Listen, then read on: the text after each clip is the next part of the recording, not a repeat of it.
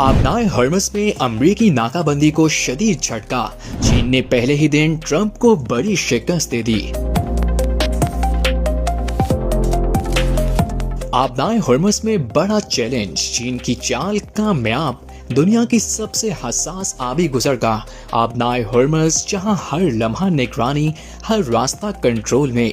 लेकिन इसी सख्त पहरे के दरमियान एक ऐसा वाकया पेश आया जिसने आलमी ताकतों को चौंका कर रख दिया।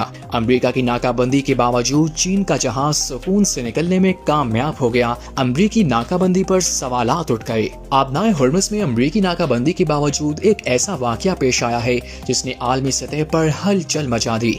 बरतानवी खबर एजेंसी राइटर्स की रिपोर्ट के मुताबिक वाशिंगटन की जानिब से पाबंदियों का शिकार एक चीनी बहरी टैंकर इस अहम आबी गुजरगाह से निकलने में कामयाब हो गया। मेरीन ट्रैफिक और LSCG के डेटा से मालूम हुआ है कि रिच स्टोरी नामी ये टैंकर अमरीकी नाकाबंदी शुरू होने के बाद खलीज से बाहर निकलने वाला पहला जहाज बन गया है, जिसने न सिर्फ निगरानी को चकमा दिया बल्कि अमरीकी दावों पर भी सवालिया निशान लगा दिया। हैरान कुन तौर पर इस टैंकर और इसकी मालिक कंपनी शंघाई शुआनरन शिपिंग पर अमरीका ने पहले ही ईरान के साथ कारोबार करने की पादाश में पाबंदियां लगा रखी थीं, लेकिन इसके बावजूद जहाज ना रुका, ना पकड़ा गया, बल्कि रास्ता बनाकर निकल गया। इस बार जहाज ने अपना सफर मुत्तहिदा अरब अमारात की हमरिया बंदरगाह से शुरू किया, जहां से इस पर सामान लादा गया था।